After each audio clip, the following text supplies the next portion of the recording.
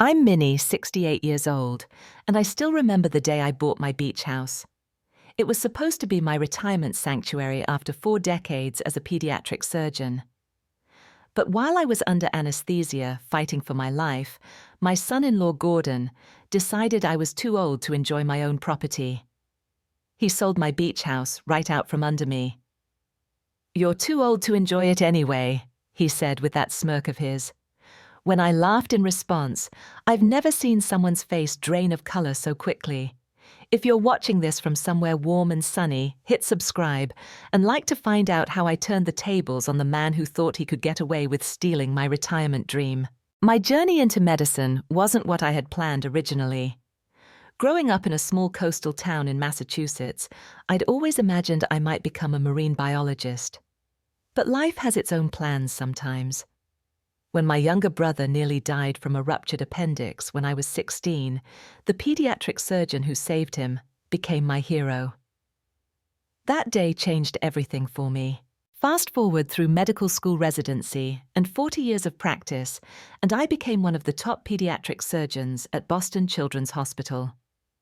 My specialty was complex neonatal surgeries, the tiny, delicate operations that gave newborns a fighting chance.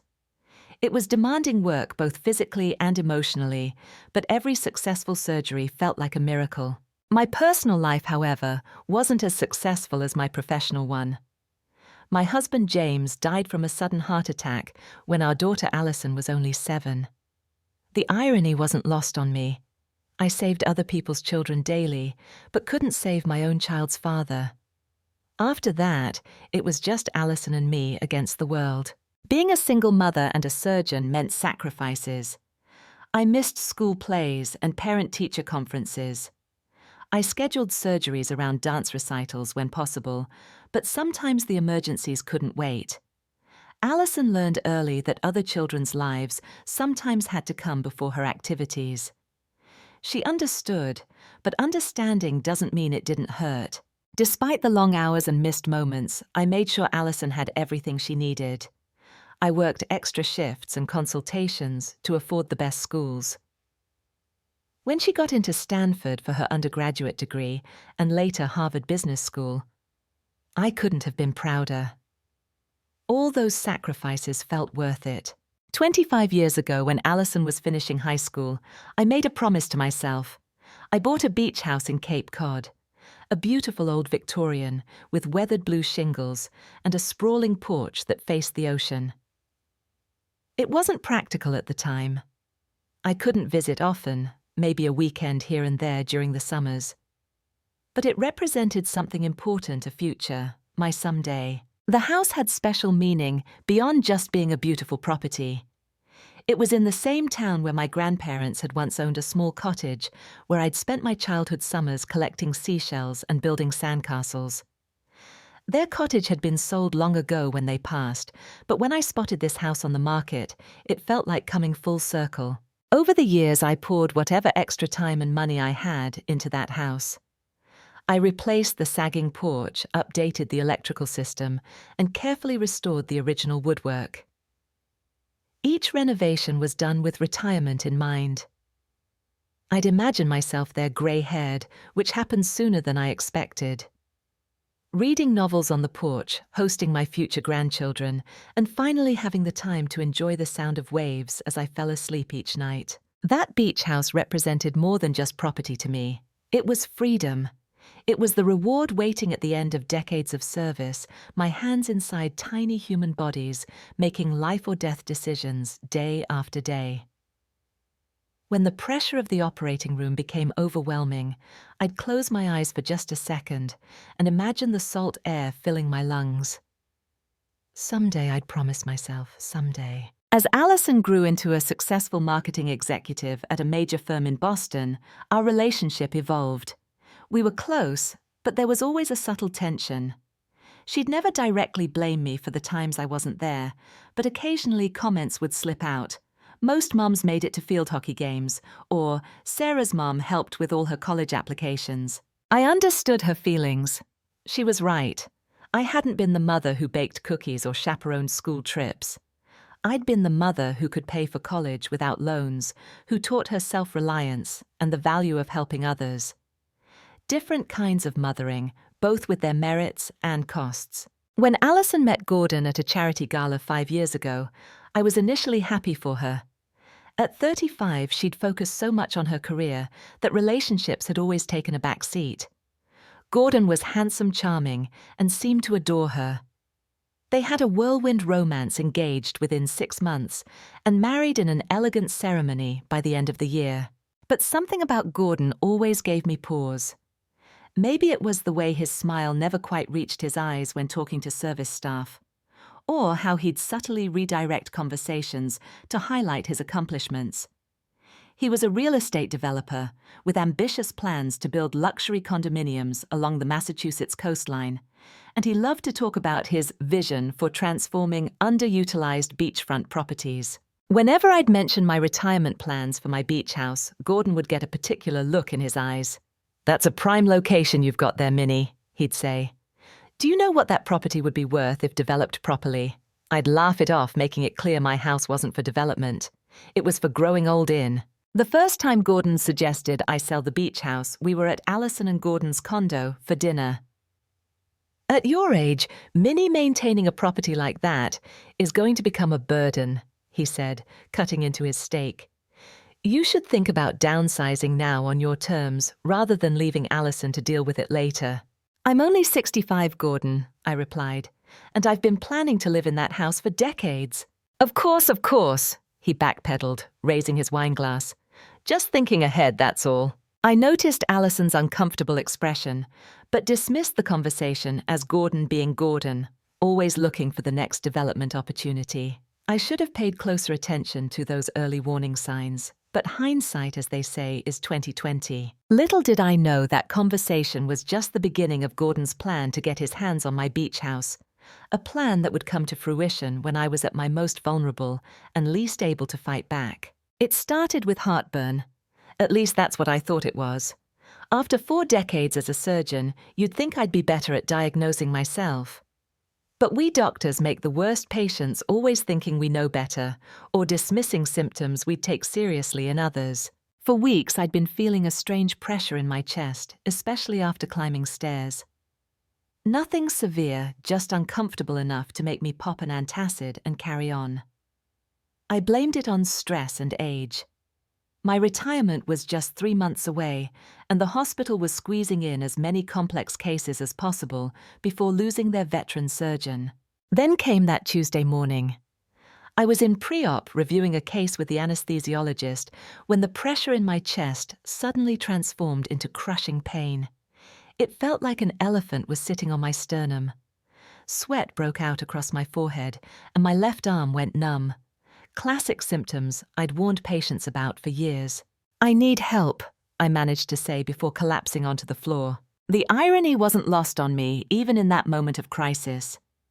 After 4 decades of saving others, I was now the one being rushed on a gurney through the halls of my own hospital colleagues, shouting orders overhead. My cardiologist, Dr. Liu, who I'd known since she was a resident, looked terrified as she reviewed my EKG. "Minnie, you have a severe aortic dissection. We need to operate immediately. A tear in my aorta, the main artery carrying blood from my heart. Without emergency surgery, I'd likely be dead within hours. The mortality rate, even with surgery, wasn't encouraging. As a doctor, I knew the statistics too well. As a patient, I was suddenly terrified of becoming one. Call Alison, I told Dr. Liu, and I need to see my lawyer before surgery." Waiting for the OR to be prepped, I made frantic preparations. My attorney Richard arrived within 30 minutes, briefcase in hand, and concern etched on his face. We'd been friends for decades. He'd handled my husband's estate after his death and had been managing my affairs ever since. "I need to update my will and medical directives," I told him, trying to keep my voice steady despite the pain medication they'd given me. We worked quickly with a nurse as witness. I designated Alison as my healthcare proxy and gave her limited authority to handle routine financial matters if I was incapacitated, paying bills, depositing checks, nothing major. The beach house and all other property decisions were explicitly excluded from her temporary authority. "I want to be absolutely clear," I told Richard as he notarized the documents. "The beach house stays untouched. No decisions about it while I'm recovering. I've worked my whole life for that place." Richard nodded solemnly. "It's all in writing, Minnie. No one can touch the beach house without your explicit consent." When Allison arrived, tears streaming down her face, I tried to reassure her with a confidence I didn't feel. "Sweetie, I'm going to be fine," I said, reaching for her hand. "The doctors here are the best. I should know I trained half of them." "Mom, I can't lose you too," she whispered, gripping my hand tightly. I explained the arrangements I'd made, that she'd have limited power to handle day-to-day matters while I recovered, but emphasized that no major decisions should be made. "The beach house stays exactly as it is," I told her firmly. "I'm going to need it for my recovery." She nodded, wiping away tears. "Of course, Mom. Don't worry about anything. Just focus on getting better." Gordon arrived shortly before they took me to surgery, putting a supportive arm around Allison. He assured me they'd take care of everything while I recovered. "Just concentrate on healing Minnie," he said with that smile that never quite reached his eyes. "We'll handle all the details." As they wheeled me toward the operating room, I had a strange fleeting thought that I should have been more specific with Gordon about what details they should handle. But then the anesthesia mask was placed over my face, and everything faded to black. What was supposed to be a 6-hour surgery turned into 12. There were complications. My aortic valve was more damaged than initially thought, requiring additional repair. I developed bleeding issues that required multiple transfusions. At one point, my heart stopped briefly, and they had to resuscitate me. I don't remember much from the first week after surgery. Snippets of consciousness in the ICU. The rhythmic beeping of monitors, the discomfort of the breathing tube, the blurry faces of medical staff checking vitals. I was heavily sedated, drifting in and out of awareness. Allison was a constant presence at my bedside. Gordon visited less frequently, usually during the brief periods when I was more lucid. During one such visit, I overheard him whispering to Allison in the corner of my hospital room. "The property taxes are due next week," he said, "and the insurance company called about the roof inspection." "Can't it wait until she's better?" Allison asked. "These things pile up quickly," Gordon replied. "She gave you authority for a reason. We should handle it while she recovers." Through my medication haze, I wanted to interject to clarify the limitations of what Allison could decide, but I couldn't form the words. My throat was raw from the breathing tube, my mind foggy from painkillers. All I could manage was a weak groan, which brought Allison immediately to my side. "It's okay, Mom," she soothed, misinterpreting my distress. "Gordon and I are taking care of everything. You just rest." As the days passed and I became more alert, I noticed Gordon's visits had a pattern. He'd come when I was most sedated, or just after I'd received pain medication. He'd speak quietly with Allison in the hallway, or he'd make phone calls just outside my door. Once I caught a fragment of conversation. "The market's hot right now. Perfect timing." When I asked Allison about mail or bills from the beach house, her answers were vague. "Everything's handled, Mom. Don't worry." By the third week, I was moved out of the ICU to a regular room, able to stay awake for longer periods, and beginning physical therapy. But something felt off. Gordon seemed too cheerful during his visits, almost giddy. Allison, meanwhile, seemed increasingly anxious, avoiding eye contact when I asked specific questions about my affairs. One afternoon, when my physical therapist left to get additional equipment, I noticed Gordon had left his briefcase beside my bed during a visit. A corner of paper was sticking out, official-looking letterhead with Cape Cod County at the top. Curiosity and growing unease prompted me to reach for it. Before I could grasp it, Gordon returned from the bathroom and quickly snapped the briefcase shut. "Nosy patient, aren't you?" he said with a laugh that sounded forced. "Just some boring development permits. Nothing for you to worry about." But I was worried. Very worried. Something wasn't right. But in my weakened state, with my body still healing from major trauma, I couldn't piece together what might be happening.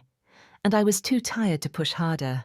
Little did I know that while I was fighting for my life, Gordon was implementing a plan that would betray my trust in the worst possible way, selling my beloved beach house right out from under me. After nearly a month in the hospital, I was finally discharged, but I wasn't strong enough to live independently yet. The doctors recommended I stay with family for at least 6 weeks. That meant moving in temporarily with Allison and Gordon in their downtown Boston condo. Their guest room was comfortable enough, but it felt like a cage. After decades of independence, I was suddenly dependent on others for basic needs. Allison had taken family leave to help care for me, but Gordon's hovering presence felt intrusive rather than supportive. He controlled the flow of information coming to me. Mail would arrive, and he'd sort through it before I could see anything.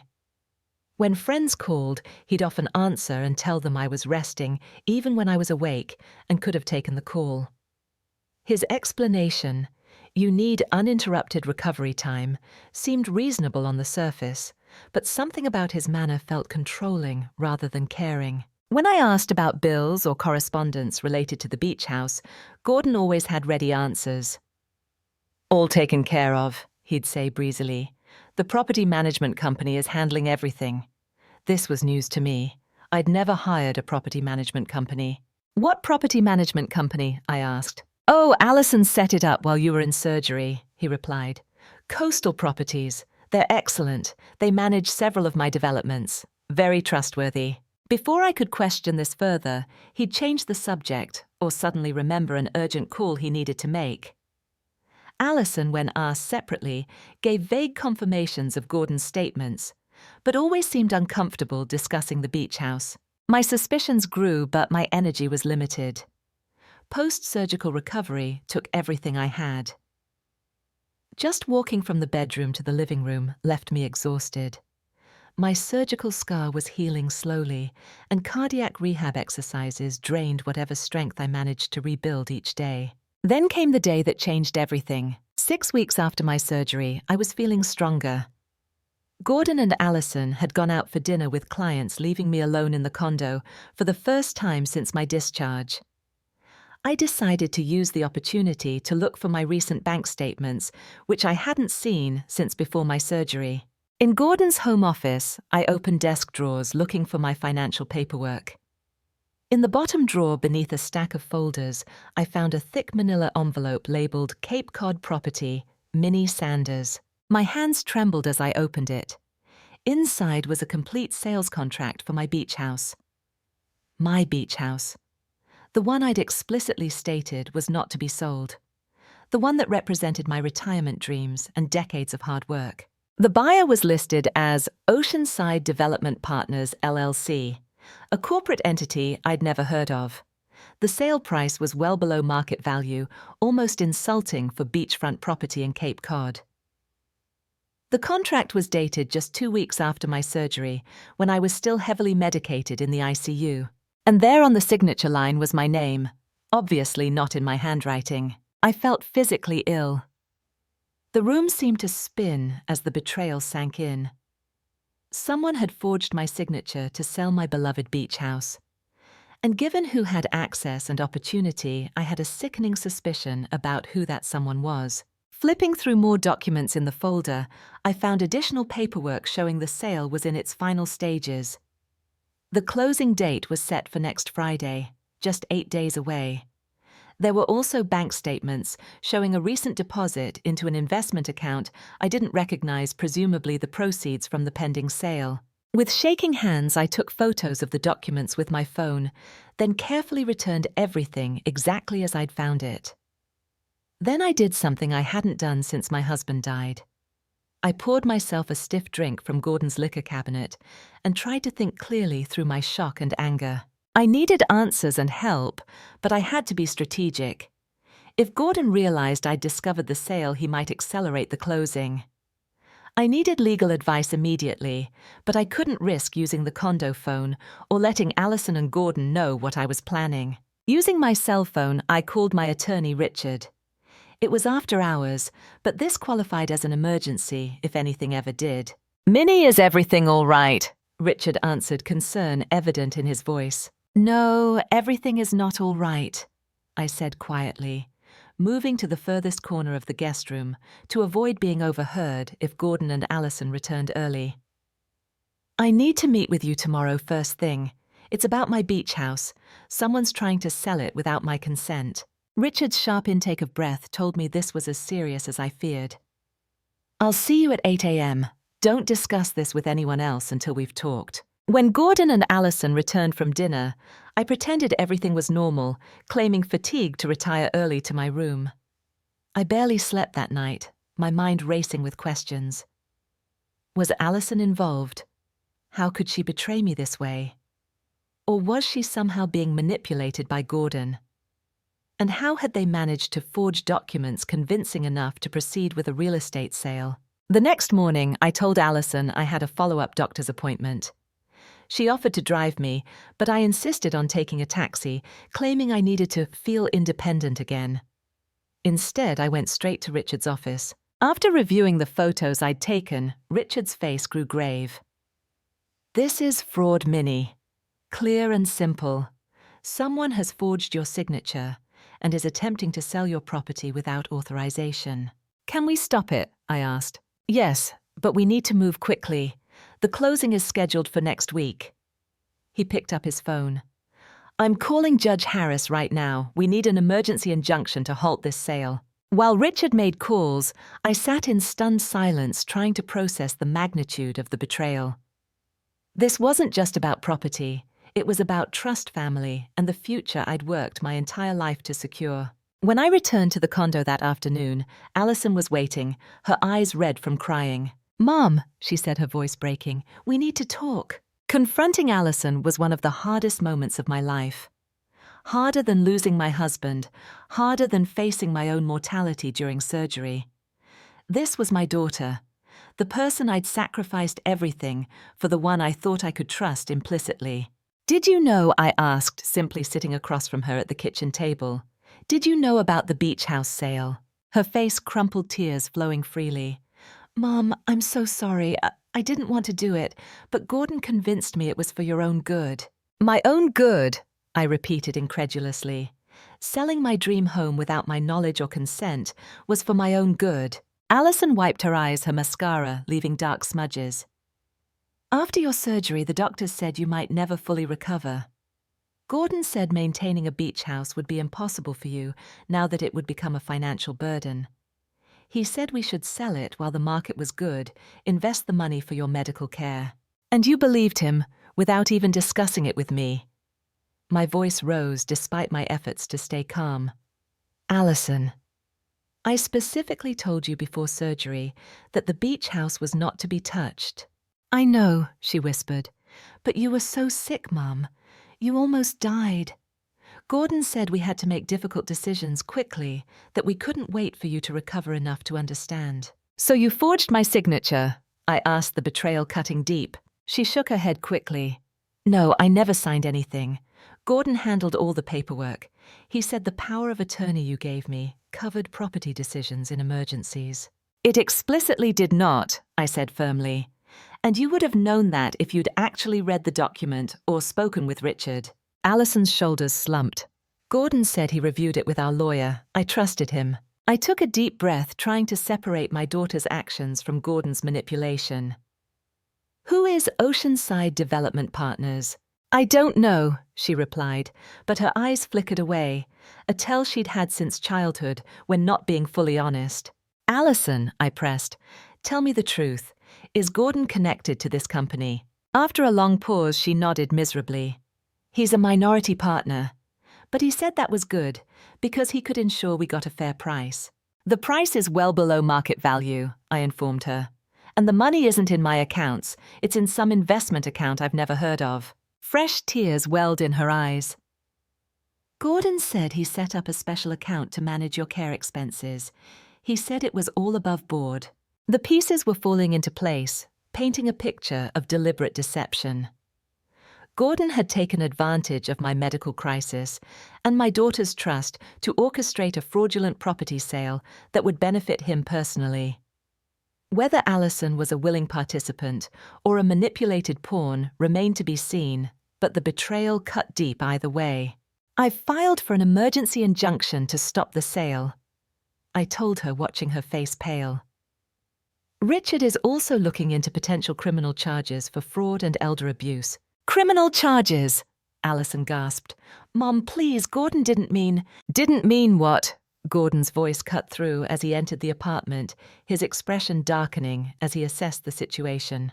What's going on here? I turned to face him directly, summoning all my strength. I know about the beach house, Gordon. I know you're trying to sell it without my permission to a company you're personally involved with. Instead of denial or shame, Gordon's face showed only irritation, as if I'd discovered a minor indiscretion rather than a major fraud. You should be thanking me, Minnie. I'm securing your financial future. By stealing my property, I challenged. Not stealing, managing responsibly, he countered smoothly. You're almost 70, recovering from major surgery. That house would become nothing but a burden to you. The stairs alone would be impossible in your condition. That's not your decision to make. He shrugged dismissively. Someone had to make tough decisions while you were incapacitated. Allison was too emotional to see clearly. Allison flinched at his words, perhaps finally recognizing how he'd been manipulating her. The sale is going through, Minnie, Gordon continued confidently. The paperwork is filed, the closing is scheduled. Fighting it now will just waste what little energy you have left. You forged my signature, I stated flatly. A flicker of unease crossed his face, quickly replaced by calm assurance. You can't prove that, and frankly, you should be grateful.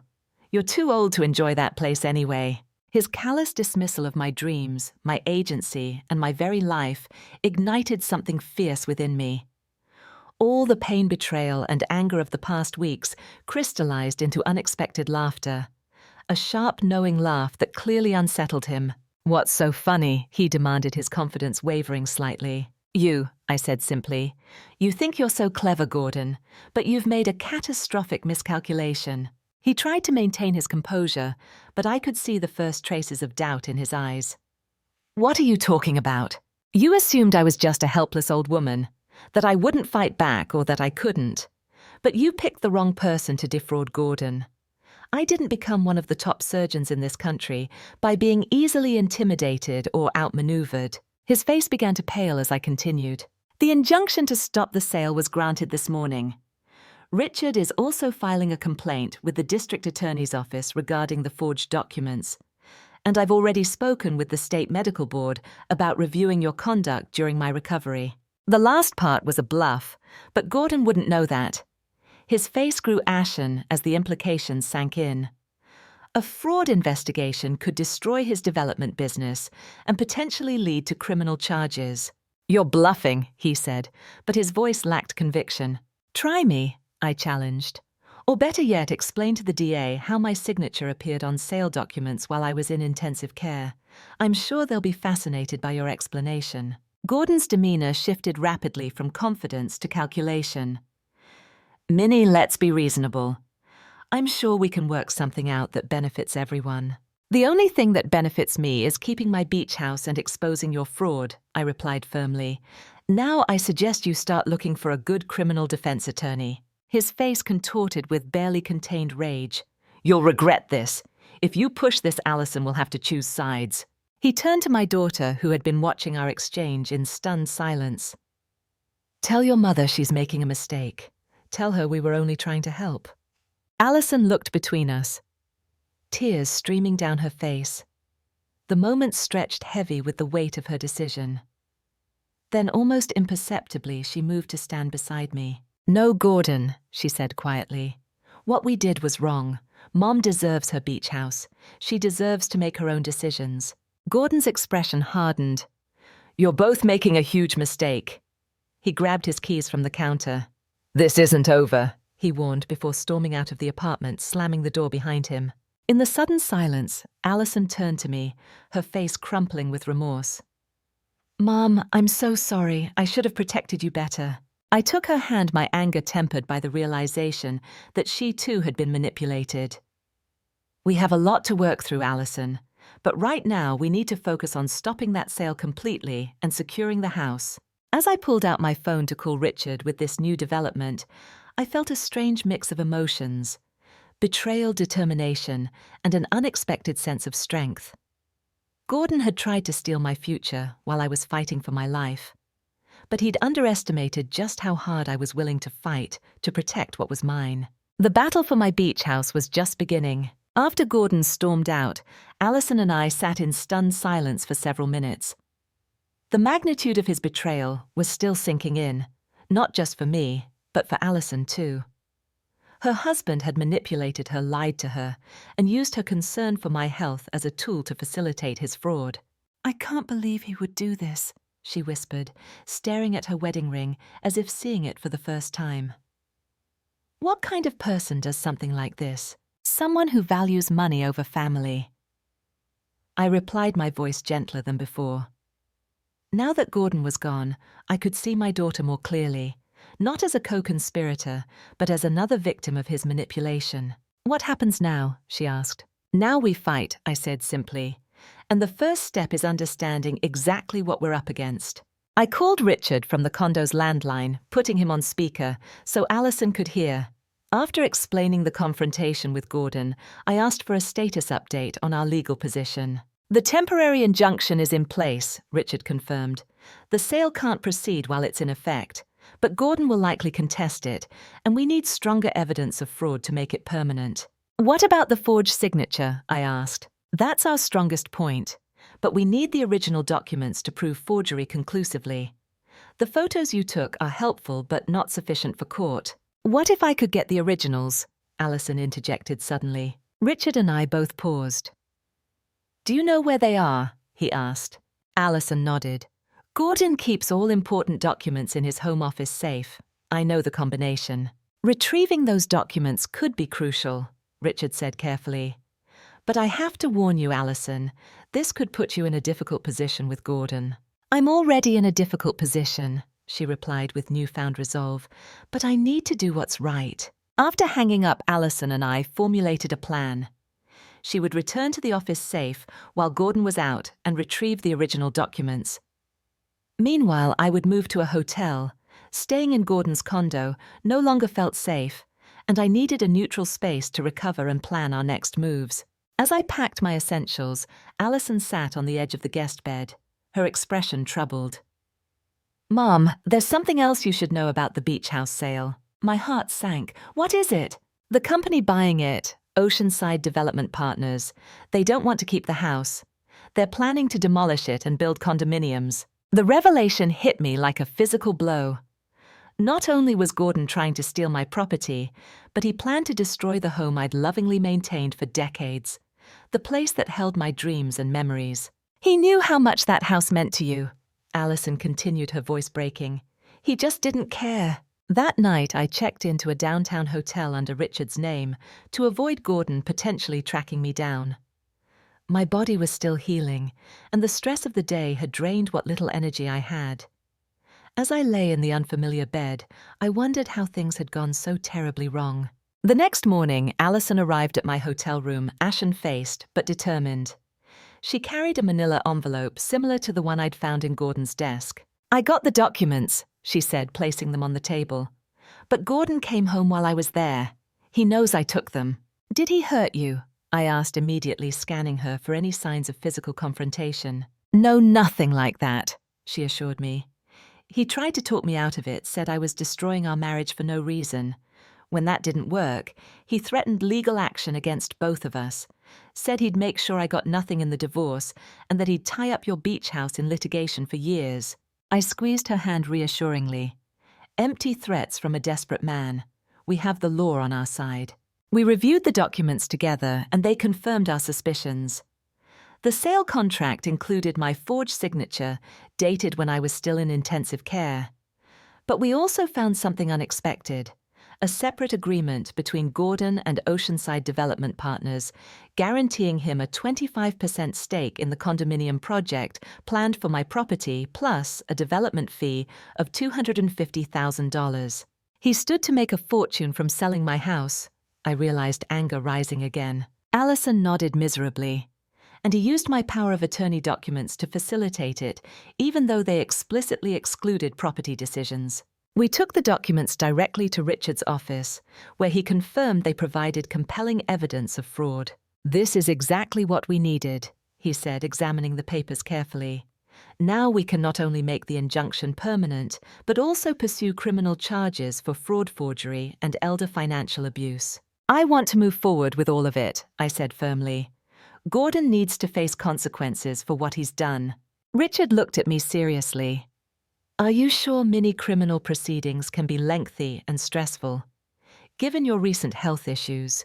I'm sure, I interrupted. This isn't just about me or my beach house anymore. It's about stopping someone who's willing to exploit vulnerability and family trust for financial gain. If he'd do this to me, he'd do it to others. As we left Richard's office, Alison seemed lost in thought. I'm moving out, she finally said as we waited for a taxi. I can't stay with him after this. You can stay with me at the hotel until we figure something out, I offered. She shook her head. No, Mom. You need space to recover.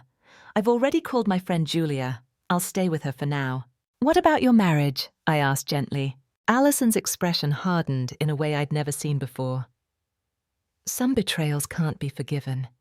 He didn't just try to steal from you. He used me to do it, made me complicit in hurting the person who's always been there for me. That evening, after Alison left to pack her things at Julia's, I received an unexpected call from Richard. Minnie, something interesting has come up, he said, his voice animated. I was reviewing the property records for your beach house, and I found something that might give us additional leverage. What is it? I asked. Your house was built in 1890 by Captain William Thornfield, a significant historical figure in Cape Cod's maritime history. It's one of the few remaining examples of that architectural period in the area. I think we might have grounds to apply for historical landmark status. Historical landmark status, I repeated, trying to understand the implications. Yes, if granted, it would prevent demolition or significant structural changes without special permissions, essentially making it useless for Gordon's condominium development plans. This new information felt like a gift, not just a way to protect my house from immediate sale, but potentially a long-term safeguard against future development attempts. How do we proceed? I asked. I've already reached out to the Cape Cod Historical Society. They're very interested in your property and are sending someone to evaluate it tomorrow. I'd like you to meet them there if you're feeling up to it. Despite my still recovering health, I agreed immediately. The chance to secure additional protection for my beloved beach house was worth the effort of travel. The next day, a historical society representative named Eleanor met me at the beach house. Walking through the rooms again after my long absence was emotional.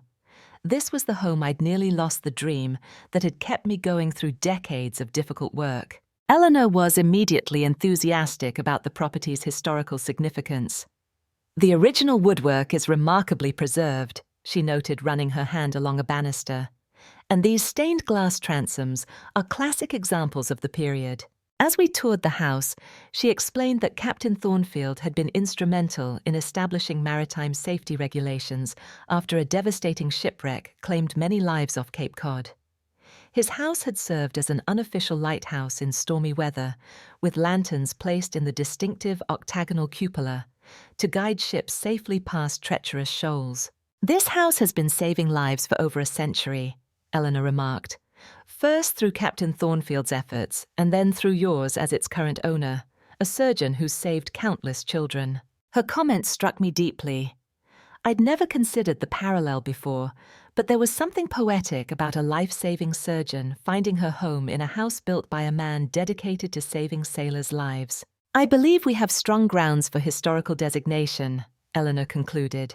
I'll submit my report immediately, and the committee can review it on an expedited basis given the circumstances. As I locked up the beach house that afternoon, I felt something shift inside me. This wasn't just a legal battle anymore. It was about preserving something meaningful, something with history and purpose, beyond my personal connection to it. Back at the hotel, I received a text message from Alison. Gordon just got served with papers from your attorney. He's furious, called me demanding I fix this before his reputation is ruined. I called her immediately. Are you safe? Yes, she assured me. I'm still at Julia's. He doesn't know where I am. Good, stay there for now. Things might get worse before they get better. Her voice softened. Mom, I want you to know how sorry I am for ever doubting you or letting Gordon manipulate me. I should have been stronger. We all have blind spots when it comes to people we love, I told her. The important thing is that you're standing up for what's right now. After hanging up, I sat by the hotel window, watching the city lights come on as dusk fell. Gordon had underestimated me, assuming my age and health crisis made me an easy target. He'd miscalculated badly, not realizing that a lifetime of making life-or-death decisions in operating rooms had forged a resilience in me that wouldn't be easily broken. His attempt to steal my beach house was about to backfire spectacularly, and I couldn't help but smile at the thought of his face when he realized just how badly he'd misjudged the situation. The following week brought rapid developments in our case against Gordon. Richard filed formal complaints with both the district attorney's office and the real estate licensing board using the documents Allison had retrieved as evidence. Meanwhile, the Cape Cod Historical Society moved with surprising speed on my application for landmark status.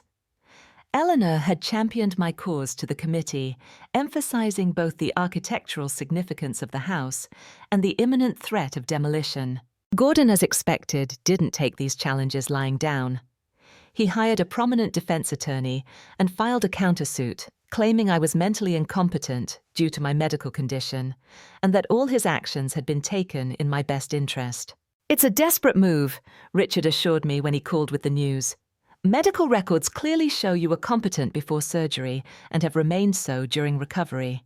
His claim won't stand up to scrutiny." What Gordon didn't know was that we had an unexpected ally. His executive assistant, Marjorie, had contacted Allison after hearing office rumors about the beach house fraud. Apparently, Gordon had instructed her to backdate several documents related to the sale, something that had made her deeply uncomfortable. "She's willing to provide a sworn statement," Allison told me, her voice animated with hope. "This could be the evidence that breaks his defense completely." With Marjorie's testimony, Gordon's legal position weakened considerably.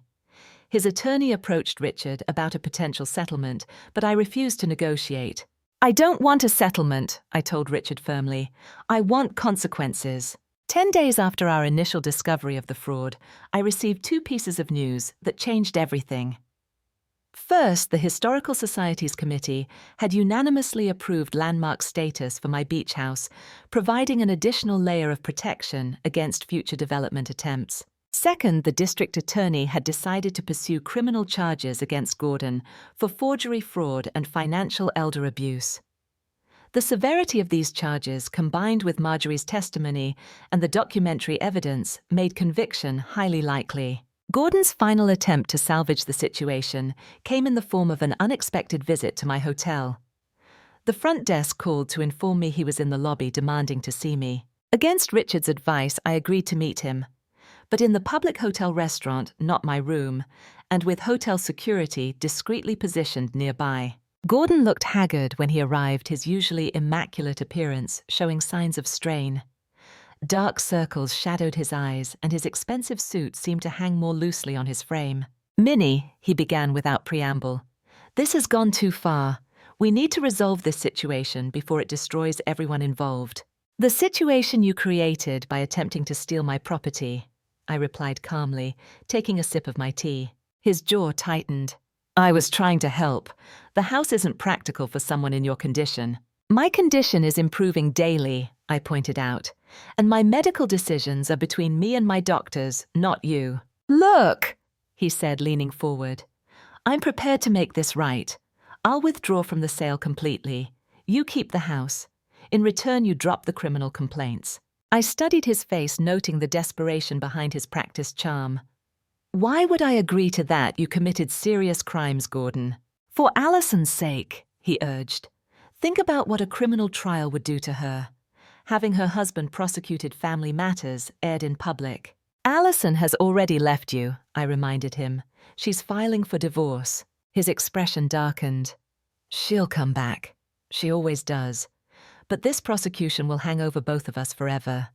Is that what you want for your daughter?" His attempt to use Allison as leverage ignited a cold anger within me. What I want for my daughter is a life free from manipulation and deceit. What I want is for her to see that actions have consequences, especially when those actions involve betraying family trust. Gordon's facade cracked slightly, revealing the anger beneath. "You self-righteous old woman," he hissed, keeping his voice low to avoid attracting attention. "You've turned my wife against me, damaged my reputation, all over a house you're too old to enjoy anyway." "There it is," I said, smiling slightly. "The real Gordon finally appears. Did you really think I'd fall for your concerned act after what you've done?" He composed himself quickly, but I'd seen the truth in that brief flash of rage. Gordon wasn't sorry for what he'd done, only that he'd been caught. "This is your final chance, Minnie," he warned. "Take the deal or face the consequences." "I believe you're the one facing consequences," I replied, rising from my seat. "Criminal charges, a destroyed marriage, and professional disgrace. All because you thought an old woman recovering from surgery would be an easy mark." As I turned to leave, Gordon called after me loud enough for nearby diners to hear. "You'll regret this, Minnie. I'll make sure you never enjoy that house." Hotel security moved toward him immediately as heads turned at his outburst. I continued walking without looking back, his threats rolling off me like water. He no longer had power over me or my property. The next morning, I received a call from Richard with exciting news. "The DA is offering Gordon a plea deal," he explained. "He'll plead guilty to lesser charges of fraud and attempted elder financial abuse, serve 6 months in a minimum security facility, pay restitution, and lose his real estate license permanently." "And if he refuses?" I asked. "Then they proceed with the full slate of charges, including forgery, which could mean up to 5 years in prison. His attorney is strongly advising him to take the deal." I considered this outcome. Will he have a felony record either way? "Yes," Richard confirmed. "His career in real estate development is effectively over regardless. Justice would be served not just for me, but potentially for others Gordon might have targeted in the future." The thought brought a sense of satisfaction I hadn't expected. Later that day, Allison came to the hotel with news of her own. "Gordon's taking the plea deal," she said, sitting beside me on the small sofa in my suite. "His lawyer called to tell me." "How do you feel about that?" I asked gently. She was quiet for a moment. "Relieved, honestly. A trial would have been awful, and 6 months seems appropriate. Long enough for consequences, not so long that it destroys his entire life." I took her hand. "You have a compassionate heart, Allison, even after everything he did." "Not compassion exactly," she clarified. "Just perspective. What he did was terrible, but I don't want to carry hatred forward. It would only hurt me more in the long run." Her wisdom surprised and moved me. My daughter had grown in ways I hadn't fully appreciated before this crisis. "What will you do now?" I asked. "Focus on the divorce for starters," she replied. "Then maybe a fresh start. Julia's company is opening an office in Providence. They've offered me a position there." "Rhode Island," I mused. "Not too far from Cape Cod." A small smile played at her lips. I thought about that. Close enough for weekend visits to a certain beach house, but far enough for healthy boundaries. 2 days later, Gordon formally accepted the plea deal. The sale of my beach house was officially cancelled, and Oceanside Development Partners withdrew all claims, likely fearing association with the fraud case. As Gordon prepared to serve his sentence, I prepared for something much more positive. Finally moving into my beach house permanently, as I'd always planned. My doctors cleared me for the move, agreeing that the sea air and peaceful environment would benefit my ongoing recovery. The day I packed my bags to leave Boston felt like a new beginning. The beach house was no longer just a dream of future retirement. It had become a symbol of resilience, of fighting for what matters, of refusing to be relegated to the sidelines of my own life because of age or illness. As I closed my suitcase, I realized that Gordon had been wrong about so many things, but especially in his dismissive assertion that I was too old to enjoy my beach house. The truth was, I'd earned every moment of enjoyment that awaited me there. And no one, not age, not illness, and certainly not a greedy son-in-law, had the right to take that away. 1 year has passed since I moved into my beach house permanently, and what a transformative year it's been. The house that almost slipped through my fingers has become everything I dreamed of and more. A sanctuary, a healing space, and surprisingly, a community hub. My recovery progressed more rapidly once I settled here.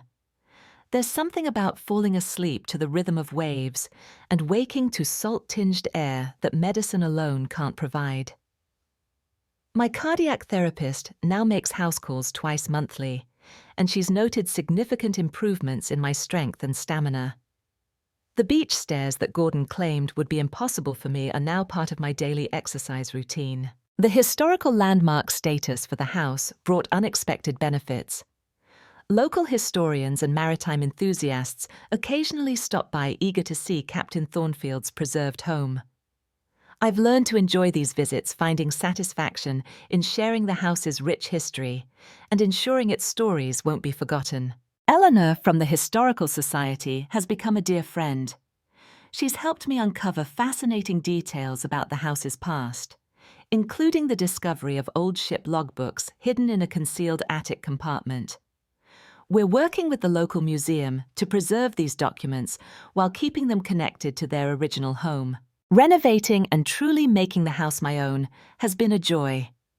I've updated the kitchen with modern appliances while preserving the original cabinetry, replaced the aging roof with historically accurate materials, and transformed the sunroom into a perfect reading nook. Each improvement feels like an affirmation. This house is mine, and I'm here to stay. Alison visits monthly from Providence, where she's thriving in her new position. Our relationship has deepened in ways I never expected. The crisis with Gordon, painful as it was, broke down walls between us that had stood for decades. We talk more openly now about everything. Her childhood, my career choices, our hopes and regrets. There's a mutual respect that wasn't fully formed before. I understand now why this place means so much to you, she told me during her last visit as we sat on the porch watching the sunset paint the ocean in fiery hues. It's not just a house. It's your legacy, your reward. Gordon served his 6-month sentence and has since moved to Arizona, attempting to rebuild his life far from the scene of his disgrace. His divorce from Alison was finalized 4 months ago.